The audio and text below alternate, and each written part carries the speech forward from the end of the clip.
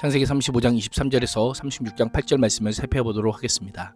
하나님의 섭리 가운데 아브라함의 계보는 4대 만에 야곱의 12아들을 통해 이스라엘 민족의 기초가 형성되게 됩니다. 야곱의 아내들과 함께 12자녀의 이름을 언급합니다.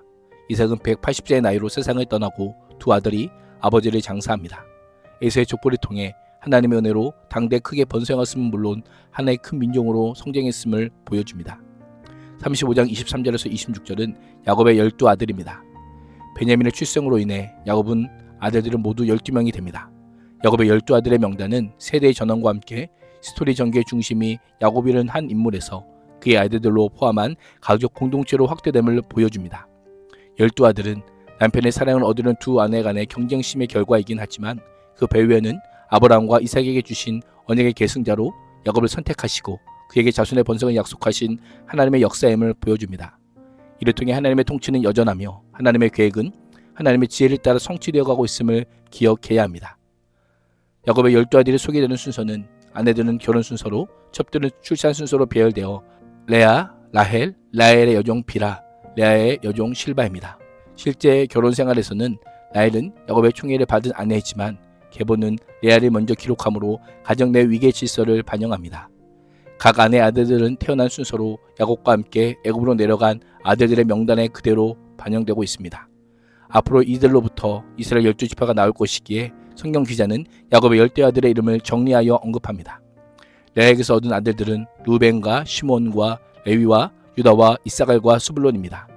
레아에게는 딸도 있었지만 아들들만을 언급하는 것은 당시 가계를 이어가는 자는 남자였기 때문입니다. 이 중 앞에 4명 르우벤과 시몬과 레위와 유다는 레아가 야곱의 아내가 된 후 가장 먼저 낳은 자식들입니다.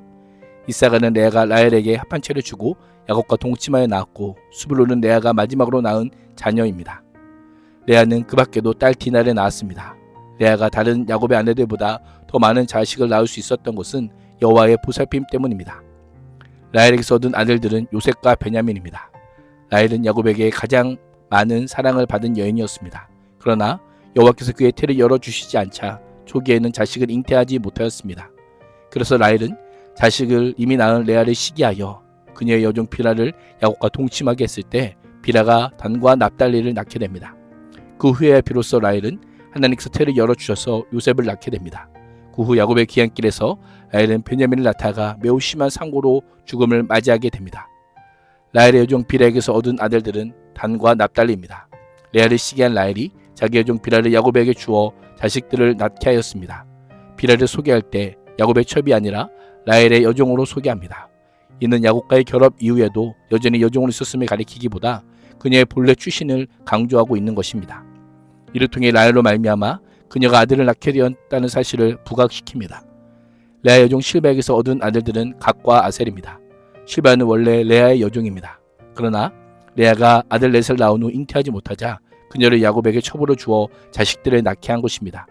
26절 하반절은 야곱의 12아들 모두 밧단아람에서 출생한 것으로 묘사하지만 실제로 11아들은 밧단아람에서 낳았으나 베냐민은 고향으로 돌아가던 중 가나안 땅 에브라 근처에서 낳았습니다.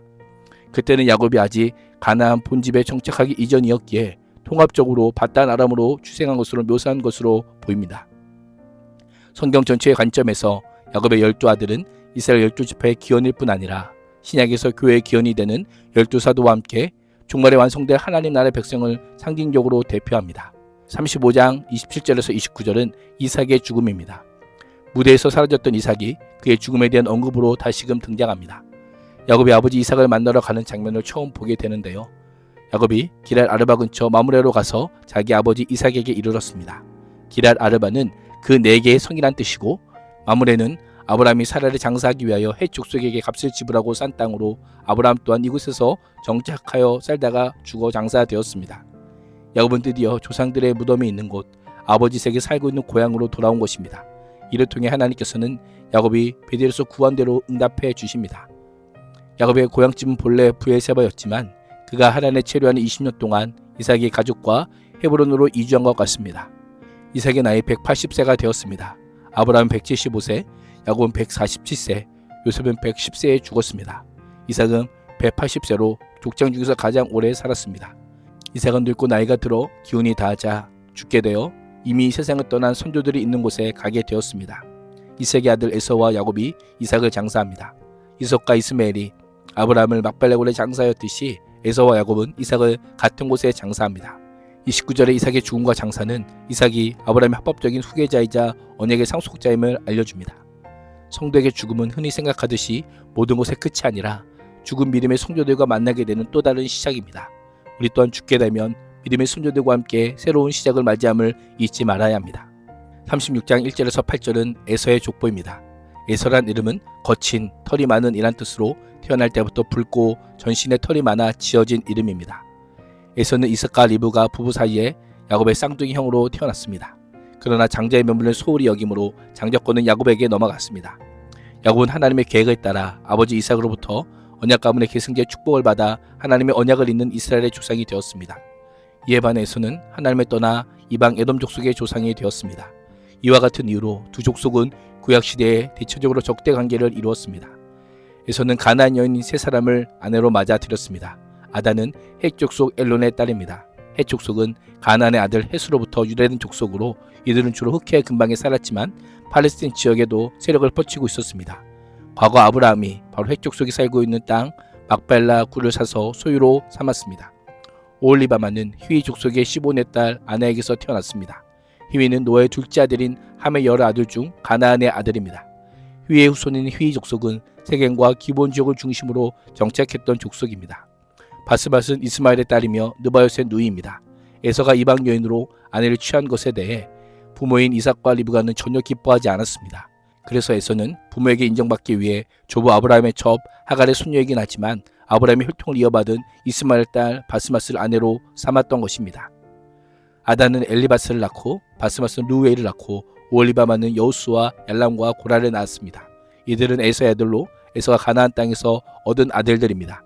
이를 통해 모세 당시 에서의 자손들은 가나안 땅을 떠나 살고 싶었지만 원래는 가나안 땅과 관련된 자들임을 알려주고 있습니다.